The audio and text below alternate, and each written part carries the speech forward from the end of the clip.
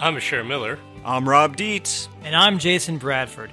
Welcome to Crazy Town, where the latest Tesla software update installs Alex Jones's voice as the mandatory navigation aid. Always turn right, you frickin' pedophile! Quick warning, sometimes this podcast uses swear words. Language! Hey guys, I got a little story to share with you from my sort of high school college days. Ah, glory days, as Bruce Springsteen would say. Yeah. So I came home after my freshman year of college to live with the parents. Back in Atlanta. Yeah, and do some work and stuff. And I had this friend of mine named John who was a year behind me. So he was just finishing his high school career at the time. And he and I used to pal around all the time. And one day he says, "Hey, do you want to go to a party?" And I'm like, "Of course, who doesn't want to go to a party at that age?" So we go over to this apartment complex and we go into this guy's house who I'm going to call him Wooderson. Okay. Because he's like the character of Wooderson from the movie Dazed and Confused. It was played by Matthew McConaughey. You know, All right. yeah, all right. that was one of his famous lines from there. Like, "Y'all want to take your shirts off?" And yeah. So anyway, Wooderson was way beyond high school, but he was still hanging out with the high school crowd. Yes. That was his whole. He was shit. like in his. He was like early, 43. Yeah. No, he was more like in his early 20s, but Right. still like would always come party with the high school kids. Yeah, and all these A little creepy. inappropriate jokes Yeah. about getting with the, how's the crop of freshmen looking this year? Right. Kind of stuff, God. really creepy. Yeah. Gross. So anyway, we go over to Wooderson's apartment because this is one of these guys. And for whatever reason, me and John are the first ones over to his house and we're just talking with him. And these other guys start arriving. And once there's, I don't know, like 8 or 10 guys, they're like, "Should we do it now?" And I'm like, "Do what now?" Yeah. And then everybody takes their guns out of their pockets and out of their holsters and out of their bags and lays them out on the table. And it's like, "Yep, it's time for our gun display party." No way. And I'm like, "What the? What? Where? Like, yeah, exactly." Did John know that this is what the party was about? I don't think so. I was pretty damn uncomfortable. Even if you like guns, Because or you weren't enough of a man to have a gun. That's why I you- guess Yeah. not. Yeah, and they're all handguns. I remember the most memorable one was this little 22 with a plastic pink handle. It looked like Yeah. a toy. Well, there's a man who's confident. Right. Yeah. Confident in his Right. masculinity. So I'm kind fair of like, enough. I need to get out of here, John. I'm not coming. We got to go. And we decided to escape this party. We went out and the apartment opens into a courtyard. Nice. And Classic. yeah, we decided, well, there's some people out here. We don't have to just completely bug out of the party, even though I kind of wanted to. And the next thing I know, this door opens and this guy walks up and comes right over and starts talking to us. And he's got a belt lashed around his arm and there's a needle hanging out of his vein. What the fuck is going on? I know. I was Is this a normal thing down in Atlanta? I don't know. I'm a goody-goody. This was not my scene at all. I was like, I don't even know what kind of drugs that was. I was just like, this is, I thought I would have some It beers. was just his with- insulin. Right. So, You don't have pen anymore. the reason I tell you this story of what I'll call the unhinged party is it's kind of a metaphor for what we're doing with Crazy Town and what's happening in the whole world. The idea is here we are in Crazy Town. We're experiencing these cascading crises. You've got climate change. You've got social breakdown. You got biodiversity dying off. And everybody's kind of just like hanging out going, well, this is normal. And we're sort of like, what the hell is going on here? Right. A pile of guns on the coffee table. It's not normal. Yeah, I mean, it would probably be more akin to if... Potato, dude. Right. Well, I think, okay, this brings up, yes, I can think of other instances in history where it's bigger than just a party in Atlanta where like whole societies practically just go bonkers. Think about it for yourselves, but I got a story, okay? Did you know that in 1968 in China, there was a mango cult? Mango cult. A mango We've talked cult. about the cargo cult before. Yes. What's a mango cult? So basically, it's like this Pakistani foreign minister is visiting China, and he gives the dear leader Mao Zedong a gift basket of mangoes, and so Mao takes this basket of mangoes, and instead of eating it, he re-gifts it to, what was it called? I'm going to look this up. Oh, the Worker Peasant Mao Zedong Thought Propaganda Team stationed at Tsinghua University. I don't know if I pronounced that right. I'm sorry. But he basically, he gifted it to this worker peasant Mao Zedong thought propaganda team, which turned it into, which they didn't They turned it into propaganda. Well, yeah, they didn't eat the mangoes themselves. They basically started worshiping mangoes. Like, what? Oh, he sacrificed, he wouldn't eat this because he's such a great leader. He cares about the peasants. We won't eat them either. So they preserved them in like wax and formaldehyde. And then they distributed these mangoes around the country and they got paraded around. And all these products started getting sold, like mango bed sheets, and people went mango crazy. And you could not eat mangoes, but you had to worship. You worshipped them, but you couldn't eat them. Right? No, they were too valuable. It reminds me of those papal visits, where the Pope is in this box, sort of glass box, and they're driving around towns. That's what they're doing with these mangoes. Yes, they were paraded. There was a giant parade in Tiananmen Square with a mango float, and this poor, mangoes are good. This poor guy was a dentist. Okay, his name was Dr. I don't actually know his name, but he apparently during a parade made a comment that said, "I don't know what the big deal is. They look like sweet potatoes," and he was shot in the head. No. Yes. Wow. Yes, he was put on trial. What? Yes, for malicious slander. Found guilty, publicly paraded through the town, and then executed with a shot to the head. What the fuck? I know. People went batshit crazy about mangoes in China for 1968. Wow. So this is how quickly things can just spin out of control. Well, okay, so let's not just pick on the Chinese. No, okay? no. We got to pick on some Europeans it's too. Easy, okay? It's easy. So, you guys like dancing, right? I love dancing. Have you heard about the dancing plague of 1518? Well, not lately, but I want to talk. She said my wife's a dancer. I want to tell her about it. I hope it was dubstep. That's what we've been doing in my household lately. I don't think they were dubstepping back in 1518. I'm not sure what the dance. What was that Irish dancing thing that was hit for a while? The Irish jig. No, river dancing. River dance. Yeah. Is it like that? No, I don't know. Okay. All right, tell us this story. Come on. So there, in this French city, Strasbourg, there was a woman who began dancing in the streets just on her own, and she didn't stop for almost a week. But within a month, something like 400 people all over the city were also afflicted with this urge to dance until they dropped. And drop they did. I'm quoting here from history.com. It's like the movie Footloose. Yeah. Exactly. They dropped of strokes, heart attacks, and exhaustion. The authorities blamed the trans-like state on quote-unquote hot blood and mandated that the afflicted dance day and night to exorcise their demons. They even constructed a stage where they hired dancers and musicians to keep this thing going. And that, of course, led to other people dancing. So it became this whole frenzy, right? And it spread from France to Germany to Holland to Switzerland. It became this dancing plague. Yeah, it became like an infectious disease. So wait. So people are starting to drop dead from dancing, and instead of saying, "Hey, stop dancing," you got to get it out of your system. Keep going. That's right. They had a lot of hot blood. Okay, they got to work it out of their system. Oh my god. So let's be honest. We've seen crazes in our own lives. Do you guys remember Cabbage Patch Kids? Oh yeah. Yeah, I got a whole storage locker downtown. Do you? Yeah. You're waiting for them to come back into fashion? Right, yeah. My sister, who's 4 years younger than me, she got completely swept up into this thing, was desperate to get one of these Cabbage Patch Kid dolls. And we were traveling, I think we were in Europe when this was going on. So she was literally dragging us to stores in England to see if we can find them. Right, you're on a European vacation. Yes, she wants to buy a Cabbage Patch Kid. Yeah, so half of our vacation turned out to be looking for a Cabbage Patch Kid doll. Luckily today you could just buy NFTs of Cabbage Patch Kids. It's a lot better for the environment. So, these stories are emblematic of the problem we have. We have this problem of conformity, right? You got to ask the question, why is everybody going along with this mess? Whether it's dancing, mangoes, dropping your gun off at the party to brag, it's pretty nuts. And we've been looking at some ideas around this. So there's a book by a professor named Jeffrey Cohen that's called Belonging.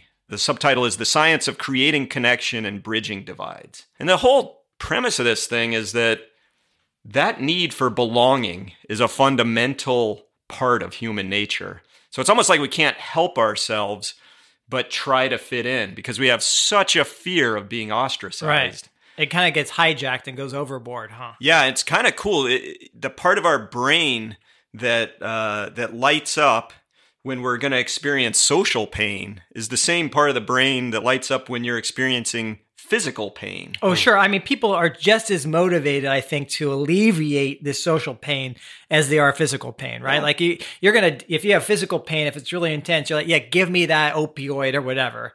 And I think the same thing is true for social pain. It's interesting because it's not necessarily a bad thing, this desire to belong, right? In fact, Depends what it is, right? There are organizations and groups. There's a whole institute at the University of California, Berkeley, the Belonging Institute, and others that are working on belonging, because we actually have a situation now where people are feeling like they don't belong, right? They're disconnected. Technology's had a role to play in that. And so belonging is actually, it's how we evolved. I think it's probably a big part of our success as a species, right? Is our ability to work together in social groups. And when we're disconnected from those, we feel the pain that you're just talking about, Jason. But it's not necessarily a bad thing to have that. It's a natural state of ours. So it could be a healthy thing, right? Feeling like you belong, I think you could correlate it to health and people's success in school or in work or whatever. Not belonging creates, I mean, it leads to suicide, it leads to drug abuse, it leads to all kinds of things if people are not belonging.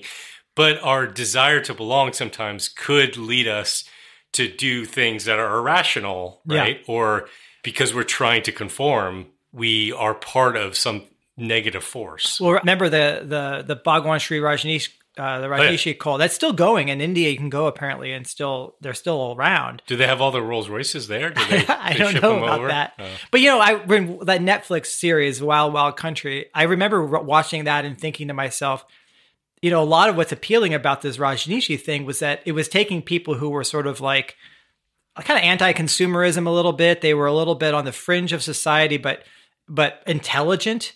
And instead of saying like, oh, you're a crazy hippie American, it's more like, no, you belong to something bigger and it's better. This is a great movement and we can create a new society. And so, gosh, you should have been the leader of that cult, because the actual leader comes across as an utter whack job. I couldn't, to you.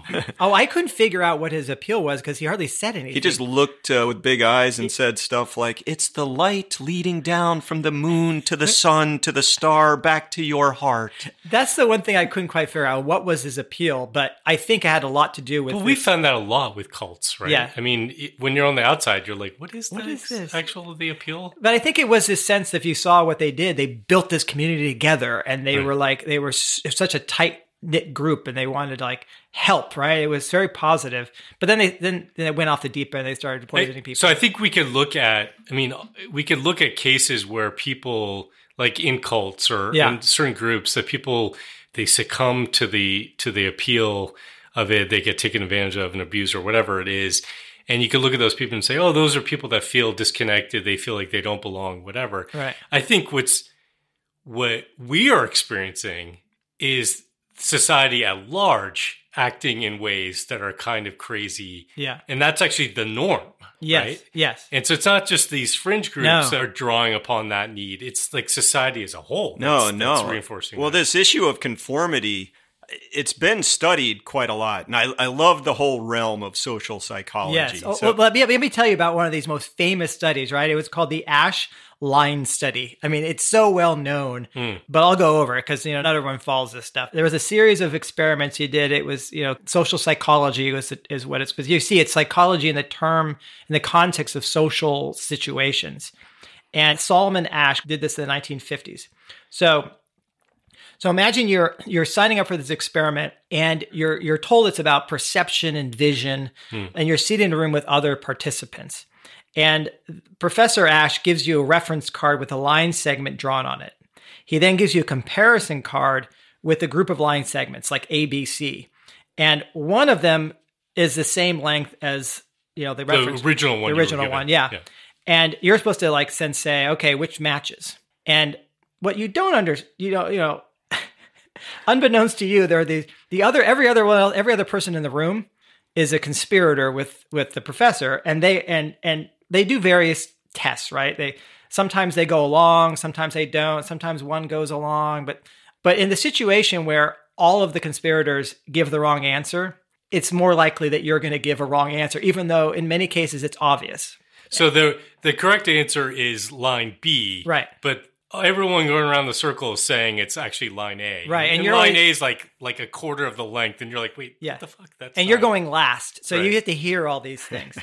Now, I wouldn't pick the wrong line, of course. I would always say what I believe. Well, what's interesting is like they manipulate it to the extent where, is it an obvious difference, or is it hard, or how many people are in the room with you? So they tried all these different scenarios. Yes. And so basically most people at some point, it turns out that 75% of participants in one of these various permutations of this test, because you would get tested a number of times in each session, 75% of the participants went along with the crowd at least once. Wow. But for on average for each test, it was about a third of the time that someone went along with the crowd. And subjects basically later revealed that they were concerned about facing ridicule. They admitted that they're like, I feel awkward here, not going along. That's just like us in Crazy Town when you go to the holiday family party and you start talking about things aren't going so good in the world and you're facing all the ridicule. Yeah. It's interesting. I mean, I feel kind of reassured when you say on any given test, maybe only a third of the time do they conform. Right. But you're saying if you do multiple tests, 75% of the time, they're going to at least conform once, right? Well, and that's a reality of the world that we live in, right? Maybe in one area, you're like, no, that's kind of crazy. I'm not going to do that. Sure. But if all of society around you is geared in a way that just reinforces unsustainable, unethical, kind of crazy behavior, it's hard not to succumb. Hard. You get tired, you're distracted at least, or, you just don't care so much in this situation. So you could see how eventually. Totally. Yeah. Well, it's interesting because Ash, he was onto something by doing these experiments, and I think it's fascinating. But then he kind of carried them forward and did a bunch more stuff, and he came to some sort of generalizable findings. And one of them was that conformity tends to increase when more people are present. So, if you got just one guy putting his gun on the table, you might not put yours out there. But you got 3 or 4 guys, suddenly your gun's on the table.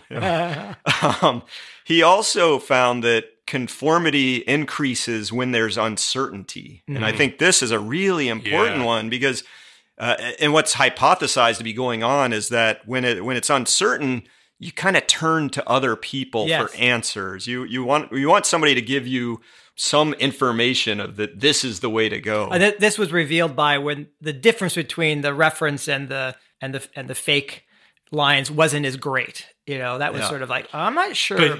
But you're right. This is important, I think, for our purposes because we're going into greater and greater uncertainty in my view. Yeah. Right? So, and people are actively via propaganda generating bad answers, false answers. Crazy, just... out to the conspiracy theorists. You have somebody like Alex Jones stating with absolute certainty some bunch of drivel. Right. And people are like, well, I'm uncertain, so this guy must be right. Rob, it's not all drivel. The thing about harvesting, adrenochrome on the moon from children, that one's real. Right. Don't throw out everything because... Well, that's the point. You got to have nuggets of truth in order for everyone to believe the rest of it. Right. So one of the other findings is, and this is important too, is that conformity tends to increase when other members of the group belong to higher social status. So if you're surrounded by people that you think have some high status, watch out, you might conform. And to me, this explains the phenomenon of Donald Trump rising to power and being so popular. And the mango cult. But actually, those mangoes had huge status.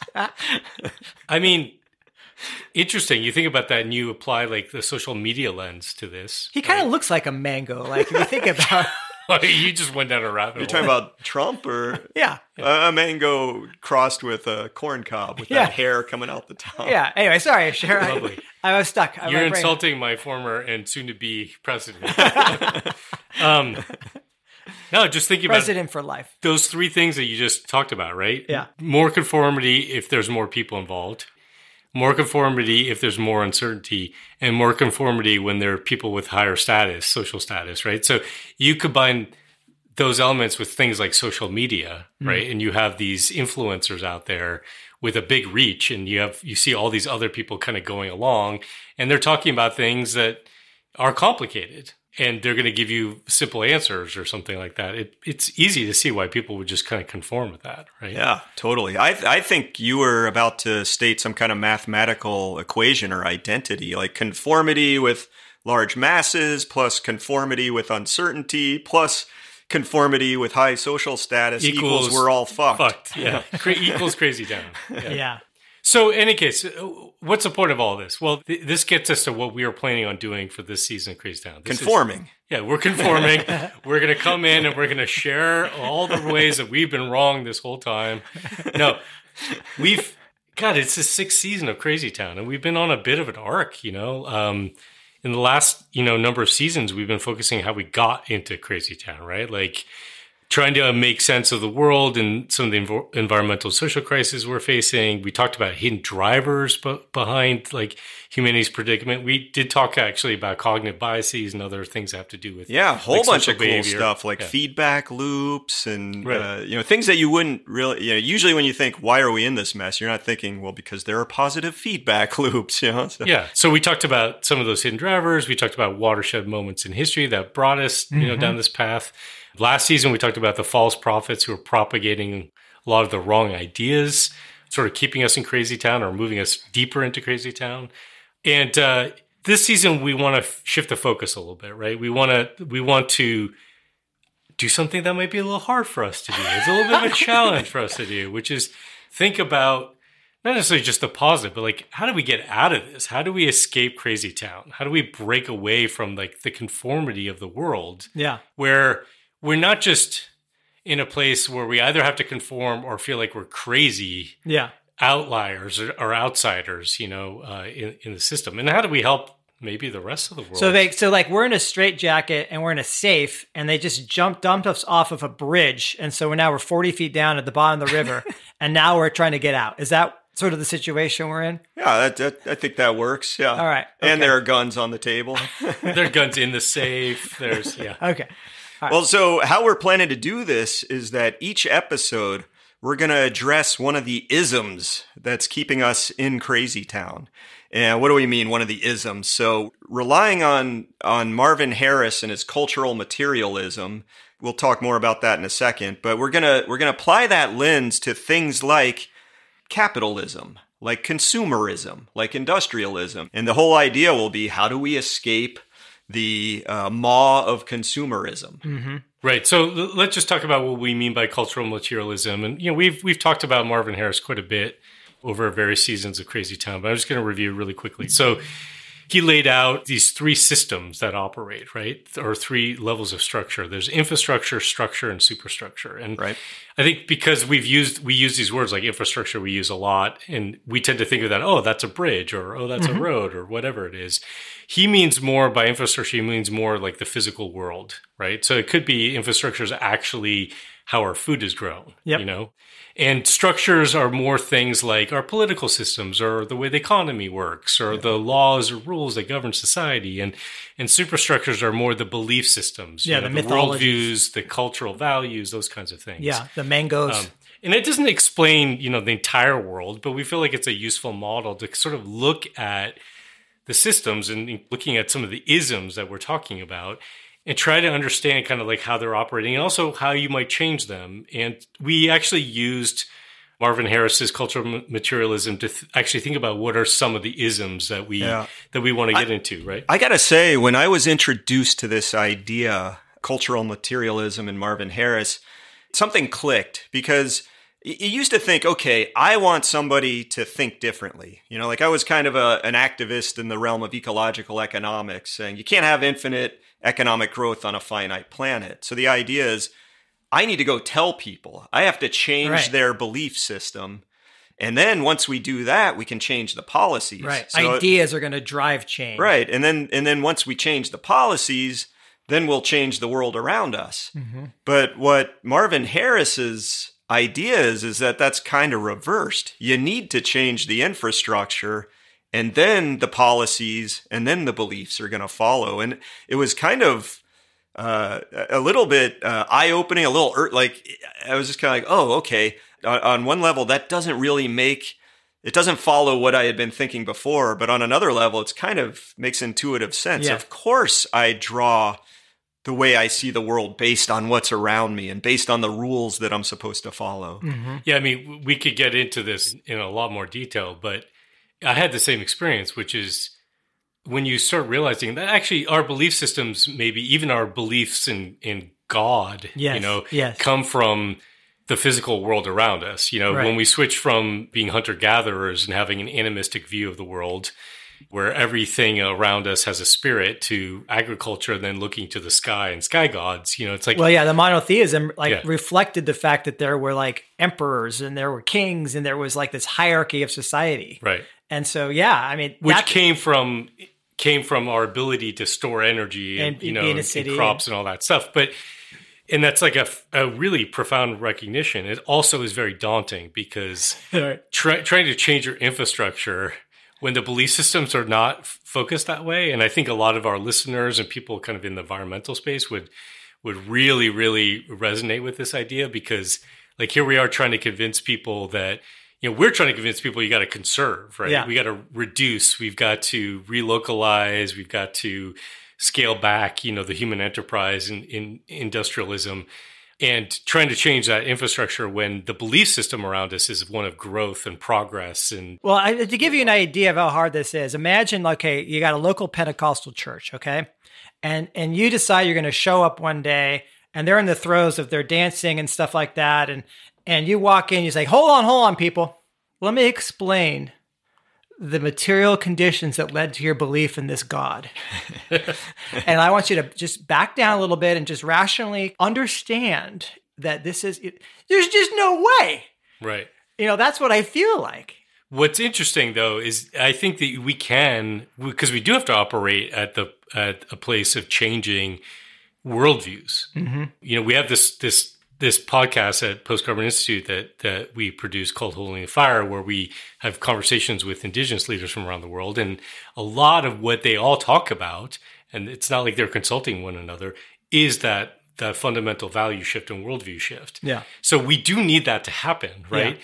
But one of the ways that maybe we can't do that is by pointing to the infrastructure of other communities and other ways of being, right? So like it's actual model or representation in the real world. It's not just a theoretical thing. People are living in a different way, sure. Yeah. Which gets us to what we want to do in this season of the podcast. Yeah, you're exactly right. So this season, we're going to be looking at these different isms like industrialism, but we're going to use the Marvin Harris lens a little bit here. So like industrialism, a lot of that has to do with the infrastructure, the factories and sure. the fuels and all that. The tractor can just farm way more efficiently from a time perspective and get a better return on finance than I can do by hand. But then some of the other aspects of Crazy Town that we're going to try to escape, like capitalism, they're more in this realm of structure or rules and policies. And then you've also got other isms like individualism. Yeah.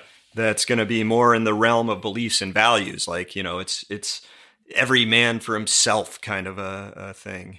But we're introducing a new segment this season. We're going to call it something like the Marvin Harris Memorial Lens of Doom.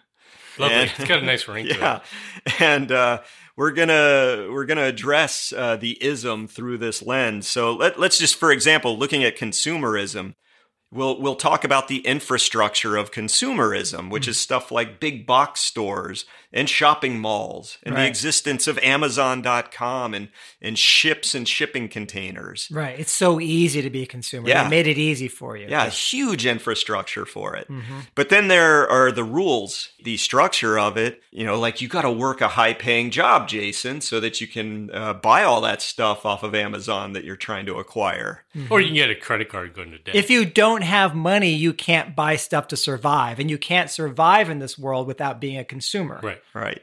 Yeah. And then you get to culture and beliefs around consumerism. Like, of course, in America, if I can just own that one more thing, then I'll be happy. Oh, I like the De Beers, all the marketing on a diamond is forever and 2 months salary. Yeah. They all just made that shit up. That is the best. You have to spend 2 months of your salary to get a diamond ring, because it fits anybody. You could be a grocery clerk. You could be a genius. Wall Street banker. It's equality in action. I mean, because, you're treating everyone equally, right? It's not a certain dollar amount. It's, it's 2 months of whatever you can afford. It's right? brilliant. It's brilliant. It's great. But remember, this is about escape routes. So we're not going to spend too much time analyzing what's wrong with consumerism or our other isms. We get to move on. And we're going to do stories of people who have escaped in some way, right? So through all this, like, who is doing something that's escaping this very ism we're covering? And so we might have our own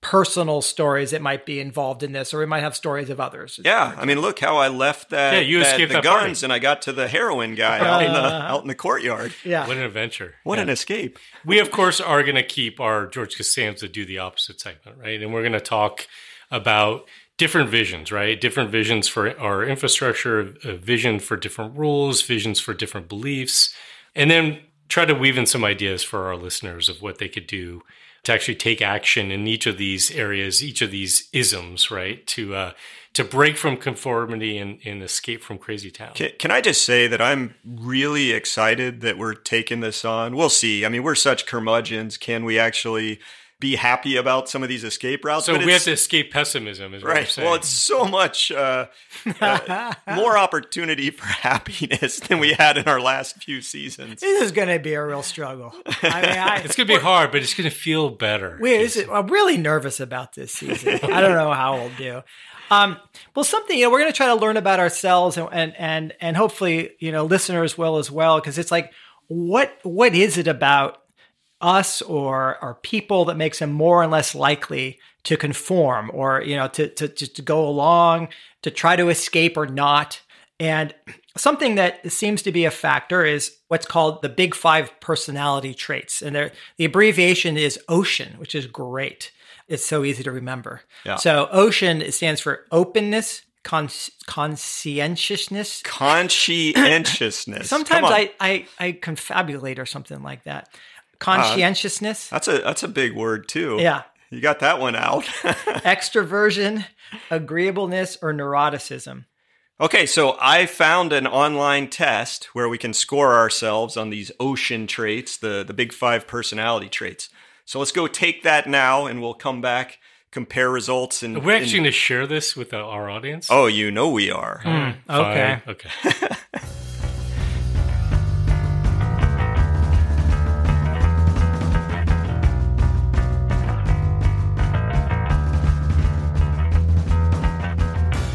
This is a message to all you crazy townies out there. Sometimes Jason, Asher, and I wish you could be here in the room with us when we're riffing on eco-modernist nightmares, the end of capitalism, the collapse of civilization, and lines from Arnold Schwarzenegger movies. Since you can't be here, maybe we could still be in contact in another way. If you've got a comment about the show, or you want to throw some shade at us, or you got a question... Or you have a suggestion of escape route stuff. Yeah. Maybe you got a story of your own you want to share. Go over to Apple Podcasts or iTunes and leave us a review and write your comment there. In your comment, include your idea, whatever it is, and we'll think about sharing it in an episode. How's this? I'll be back. Is that any good? Oh my God, that's terrible. You try it. Get to the chopper!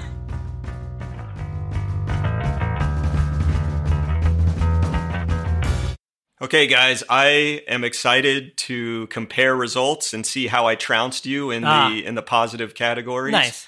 So they should have tested for competitiveness because you would suck at it. Right. That is one of them. That's under which one is maybe that? Agreeableness. Yeah. Which one is assholishness? Because we'll see how we do on that one. All right. Okay, so the first one, O in ocean, is openness. Jason, give me the synopsis of what openness is. They tend to be imaginative, and they tend to have a broad range of interests, very curious, eager to try new things and new experiences. Okay, so on this test, you can score from 0% to 100% in each of these personality traits. Mm-hmm. So I guess I'm the game show host. I get to, Jason, what was your openness score? I was 73%. A share?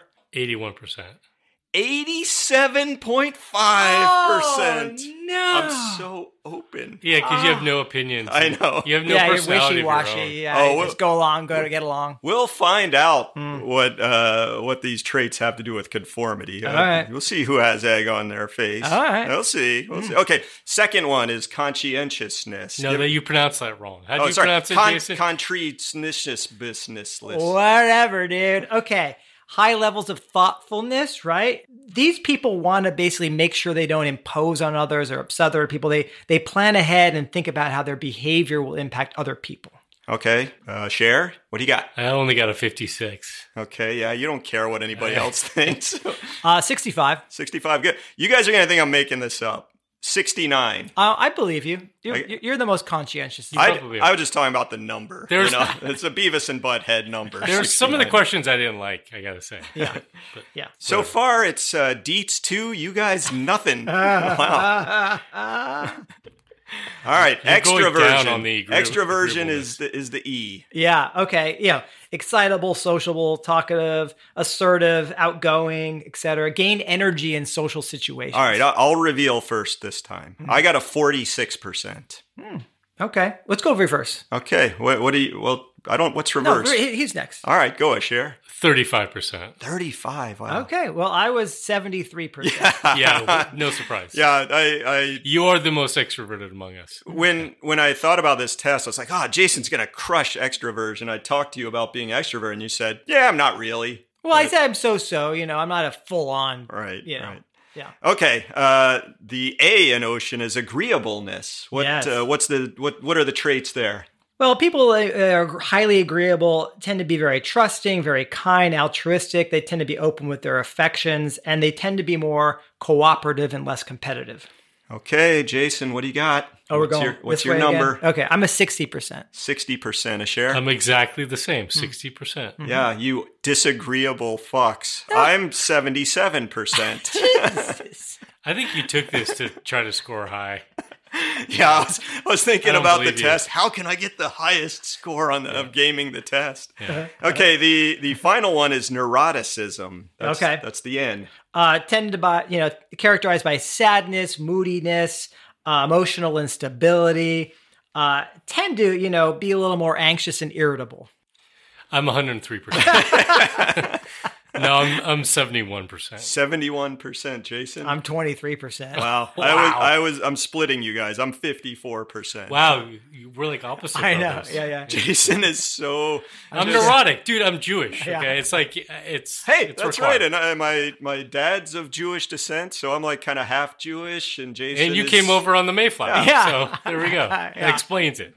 Yeah, it's funny. Like I don't feel like it's not like I'm carefree, but I just don't think I carry it in every moment. So here's where I'm going to feel a little bit better about myself. At the end of this test, they give you this sort of like visual of where you land.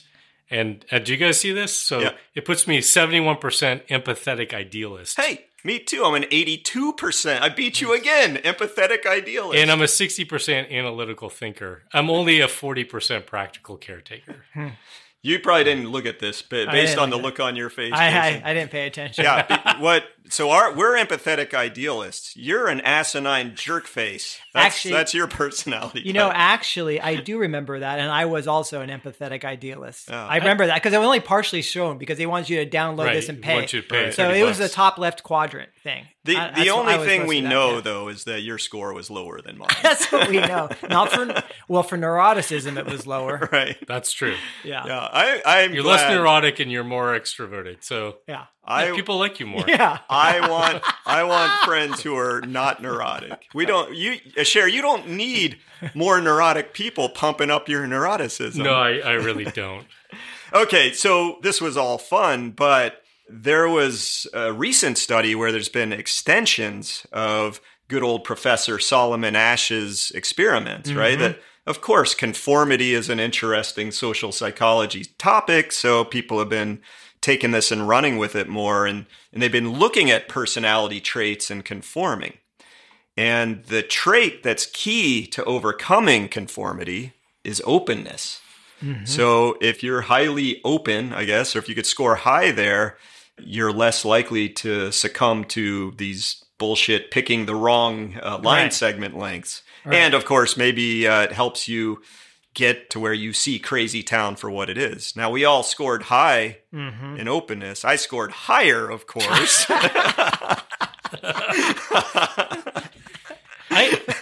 I don't have an answer to this, but I bet it's something that you could actually be worked on. Yeah, you can work on it. Yeah, I don't think it is like oh no, right, I'm not open. Well, I mean, I think that's one of the points. Like in extroversion, I used to be the shyest, most introverted person around. I would have never even done a podcast like this, but over the course of my life, that's been changing from practice, from my viewpoint, from, I don't know, just, whatever. We change over time. Well, I'm the one who always overcomplicates things, right? And I actually think that we're all on spectrums of this stuff. Like, I wouldn't necessarily call myself a pure introvert. No. But I do get more drained in social situations than I'm, like, energized by them. But I am also, I think a lot of people are surprised when I tell them I'm an introvert, because in certain situations, I'm very engaged. Sure. So I don't think we're all, like, black and white one thing or the other. And I think also the circumstances we're in. We might be less agreeable.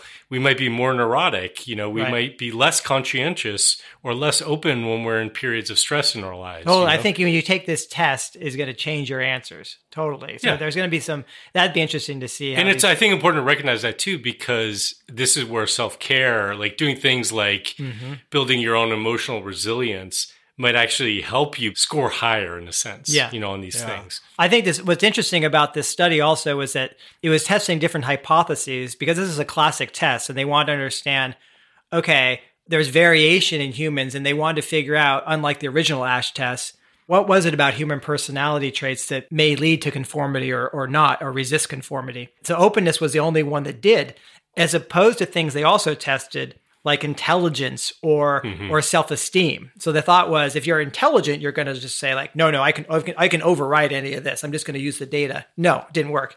Self-esteem, the idea was you have a lot of confidence in your own ability and perception. Yeah. And then it wasn't that either. So that's pretty fascinating. That is. The other thing that was really interesting, though, was that, and this was also part of Ash's original study, Ash also found that having one of the conspirators give the correct answer while the rest of the conspirators gave the incorrect answer dramatically lowered conformity. So, what we're talking about, like, a third of the time or 75% of the time, you messed up at least once or you conformed at least once. As long as somebody else was with you. Yeah. Just one person. One. Yeah. Just 5 to 10% of the participants conformed to the rest of the group. Well, if they just had one single other ally or person who saw what they saw. Yes. Yeah. Right. So here we are living in Crazy Town because you two want out. It's okay for me to get out too. I don't have to conform to it. Right. I mean, that's seriously. And it says something, I think, to our listeners, like, you could have some power. If you're that one who's saying, hey, this isn't right, this isn't the way we should be operating our society, that other person who's kind of been thinking it. I mean, I've had that happen to me before. I remember talking to, it was a doctor I was seeing, and they always ask questions, hey, what do you do for a living? And I said, well, I work for this think tank, and we believe that there are limits to growth. You can't have infinite economic growth on a finite planet. And she goes, yeah, I always kind of thought that, but everybody seemed to be just going with the program, and I never questioned it. Right. But I got to look into that. I was like, oh. And you found out later she quit her job. She bought a homestead. She dropped out. She's whatever. She's a vet, just taking care of her llamas. Cattle. Yeah. There's two things about that I think are really profoundly important, at least for me, based on what you just shared, Jason. And that is, for our listeners who probably feel the way that we do, right? That you actually can play a role. You can have an influence. If you're in a position and courageous enough to sort of be the one to hold up your hand and say, this is crazy, this shouldn't be this way, or actually that's not right. Just your single act may bring other people out, and it could tip things. Yeah. That's one thing. The other thing is finding others and not feeling alone, because we all need that. Right. And back to belonging, right? Exactly. So, I think we have that with each other. I think we help each other sort of stay sane a little bit. It's part of what led us to want to do the podcast. And hopefully, many of our listeners have that in their own lives or can find that in their lives, because it's hard to carry that completely on your own. Right. Yeah.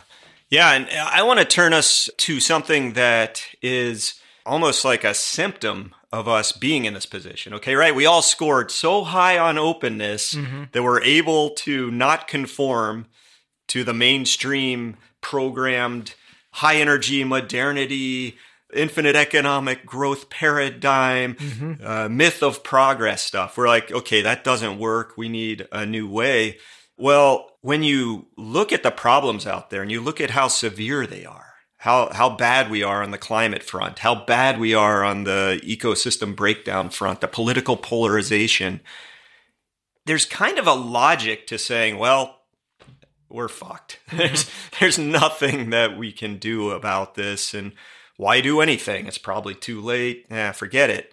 I want to say, and I think what we want to say to listeners is, yeah, sure, maybe there is some logic there. That's a possibility. But there's really a lot of reason not to succumb to fatalism. Part of it is what you talked about before, Asher, that Holding the Fire podcast that we did with Indigenous people on, like, how do you get through these times? It's not by being fatalistic. No, and it's also not by just conforming either. I mean, you could say that that's the easy path, but that's the path that's leading us to collective ruin. So it's somehow straddling those two extremes. Yeah, I found this quote by Howard Zinn that, Howard Zinn is the famous professor who wrote The People's History of the United States. And he had this quote. He said, "To be hopeful in bad times is based on the fact that human history is not only of cruelty, but also of compassion, sacrifice, courage, kindness. If we see only the worst, it destroys our capacity to do something. If we remember those times and places where people have behaved magnificently, this gives us the energy to act. And if we do act, in however small a way, we don't have to wait for some grand utopian future. The future is an infinite succession of presents. And to live now, as we think human beings should live, in defiance of all that's bad around us, is itself a marvelous victory." Yeah. I don't know. That just really, I came across that quote recently. It struck me. It was like, yeah, live how you want the world to be, even if you find that it's not that way. Yeah. I find that, some of the happiest I am is when I am doing something that I know, you don't know for sure if anything you could do is going to make that difference, right? You don't know. You are a small being on this vast universe and earth, but you don't know either way. So there's always a level of this uncertainty. And what's nice about having the openness personality trait is that I think you probably are a little bit more comfortable with that uncertainty. You don't have to have a resolution. You could sort of say like, okay, I'm trying, and the outcome's to be determined. So taking action, if you don't know it's going to succeed, it almost doesn't matter. You would like it to succeed. You would like it to make a difference, but it's almost like, the idea that it's that process itself that you have to be in love with. You have to care about the fact that you are doing something, and you have to enjoy what you're doing. Yeah. Because it has to give you that positive feedback in the moment. So sometimes I also try to look at it from like a mountaintop viewpoint. If I were up there and I could look back on my life and sort of just say, okay, what did I do? And giving into fatalism and saying, oh, well, we're all screwed and I'm not doing anything. Like, I think that person on the mountain would be really disappointed, right? Yeah. But even though things were going badly, if I were trying and I were putting my best foot forward and maybe trying to lead by example or, whatever, like you were saying, even finding pleasant, fun activities that are still not, maybe not propping up the system as is, that guy on the mountain would be, yeah, all right. Yeah. That guy lived a life. That guy tried. Yeah. I think that would be pretty cool. The other possible way to do this would be to take action by going out and getting a pink-handled handgun and proving what a big man I am. Which one should I get? If you already got the pink handle one, what am I going to get? Hello Kitty? Oh, do they have those? I'm sure they do. Come on. Go to Amazon, man. They got everything. Just take a personality test, find out which traits Which match gun. up which gun. Okay, Exactly. yeah, they've aligned. The gun personality test. Okay, Yeah. okay.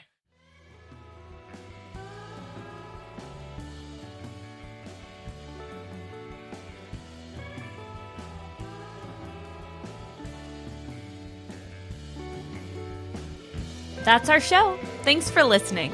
If you like what you heard and you want others to consider these issues, then please share Crazy Town with your friends.